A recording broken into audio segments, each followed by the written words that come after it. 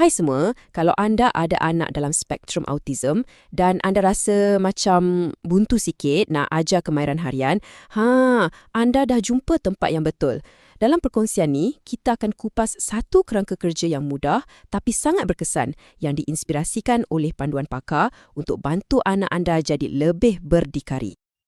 Okey, jom kita terus masuk bab ni. Pernah tak anda rasa benda yang nampak simple macam berus gigi atau pakai baju, tiba-tiba jadi satu cabaran yang ya ampun besarnya?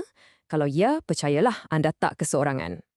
Dan benda pertama yang saya nak anda tahu ialah anda tak sendirian dalam hal ni. Rutin yang kita rasa remeh-temeh tu kan, sebenarnya boleh jadi sangat kompleks untuk mereka. Dan itu adalah sesuatu yang sangat normal.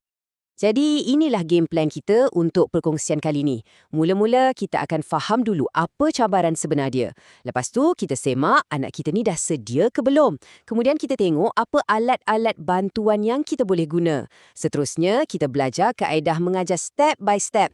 Dan yang terakhir, macam mana nak gabungkan semua ni dalam dunia sebenar.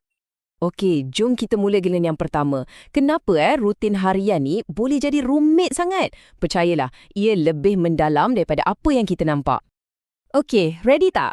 Percaya tak kalau saya cakap satu tugasan yang nampak macam senang gila macam berus gigi sebenarnya boleh dipecahkan kepada lebih daripada 25 langkah. Ini termasuklah benda-benda kecil yang kita tak terfikir pun macam buka penutup ubat gigi, picit ubat gigi tu cukup-cukup je atau basuh berus lepas guna. Betul, 25 langkah. Siapa sangka kan? Jadi, poin paling penting kat sini ialah satu konsep yang dipanggil analisis tugasan. Maksudnya, kita ambil satu kemahiran yang besar, kita pecahkan jadi cebisan-cebisan yang sangat kecil. Dengan cara ni, ia jadi lebih mudah untuk anak kita belajar dan kuasai. Inilah kunci pertama untuk berjaya. Sekarang, sebelum kita terjah ajar kemahiran baru, ada satu soalan super penting yang kita kena tanya diri sendiri. Anak kita ni betul-betul dah bersedia ke? Ini membawa kita kepada kemahiran prasyarat. Apa tu kemahiran prasyarat? Senang cerita macam ni lah. Ia ni macam tapak rumah. Kalau tapak tak kuat, macam mana kita nak bina dinding dan bumbung kan? Sama juga dengan belajar kemahiran baru. Kena ada asas yang kukuh dulu. Yang ini best. Anggap je ni macam checklist mudah untuk kita. Kalau anak anda tunjuk tanda-tanda kat belah kiri ni, macam dia boleh tiru aksi kita, boleh ikut arahan simple, itu tanda yang sangat bagus. Maksudnya green light. Tapi kalau dia lebih cenderung ke arah yang belah kanan, contohnya dia macam tak boleh tahan lama, cepat give up atau tolak bila kita nak bantu. Itu bukan tanda gagal tau. Cuma petunjuk untuk kita, kita kena fokus kuatkan asas dia dulu. Okey, katakanlah anak kita dah sedia, apa pula senjata rahsia kita? Jom kita tengok kit alatan yang pakar selalu syorkan ni. Yang bestnya pasal alatan ni kan, ide macam satu set alat universal yang boleh kita guna untuk apa-apa je. Dari mandi sampai pakai kasut. Kunci dia satu, komunikasi yang jelas. Alat pertama, jadual visual. Fikirkan ni macam Waze atau Google Maps untuk rutin harian dia. Ia tunjuk dengan gambar, lepas ni buat apa, lepas tu buat apa pula. Benda ni sangat power untuk kurangkan rasa risau sebab anak kita tahu apa nak dijangkakan. Yang kedua, cerita sosial. Bayangkan kita buat satu buku cerita ringkas bergambar pasal pengalaman potong rambut. Cerita tu bukan je tunjuk langkah-langkah dia, tapi dia terangkan juga kenapa kena duduk diam. Ini cara yang lembut untuk sediakan dia hadapi benda-benda baru yang mungkin menakutkan sikit. Dan yang ketiga, model video. Kenapa benda ni power sangat? Sebab dia tunjuk exactly macam mana nak buat sesuatu tanpa perlu kita bebel panjang-panjang. Anak boleh tengok ulang-ulang kali sampai dia faham. Sangat jelas, straight to the point. Okey, alatan dah ada. Sekarang, macam mana pula cara nak mengajar yang betul? Macam mana kita nak guna langkah-langkah yang kita dah pecahkan tadi tu?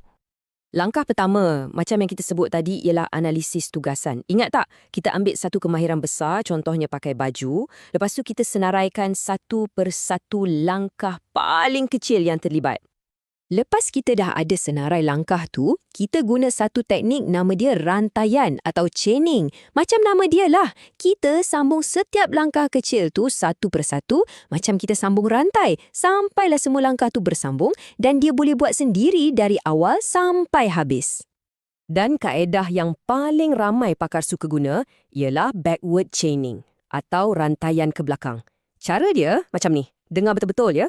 Anda bantu anak buat semua langkah. Dari awal sampailah langkah yang paling akhir. Langkah terakhir tu, anda biar dia buat sendiri. Bila dia dah mahir, anda biar dia buat 2 langkah terakhir sendiri. Nampak tak? Kita undur ke belakang sikit demi sikit, sampailah satu hari nanti, dia boleh buat semua sekali, tanpa bantuan. Okey, teori dah, alatan pun dah. Sekarang, jom kita tengok macam mana benda ni nampak dalam dunia sebenar. Okey, bayangkan situasi ni. Anda dengan anak anda kat sinki. Jadual visual gosok gigi ni, anda dah siap-siap tampal kat dinding. Anda cuma perlu tunjuk gambar pertama, ambil brus gigi. Dia pun buat. Lepas tu tunjuk gambar kedua, picit ubat gigi. Setiap gambar tu jadi pemandu dia, langkah demi langkah.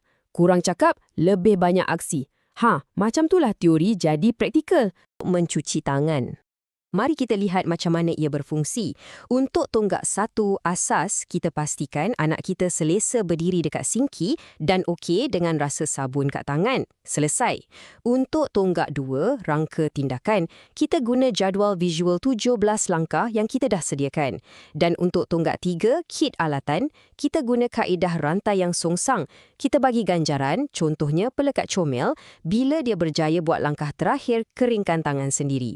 Nampak tak? Setiap tonggak tu saling melengkapi antara satu sama lain. Jadi, kalau nak simpulkan, ada 3 kunci utama yang kita kena pegang. 1, sentiasa pecahkan tugasan. 2, setiap kali dia cuba, bagi pujian atau ganjaran. Tak kisahlah sekecil mana pun usaha tu. Dan 3, yang ini paling penting, latihan. Kena konsisten. Dan petikan ni memang merumuskan semua benda yang kita bincang hari ni.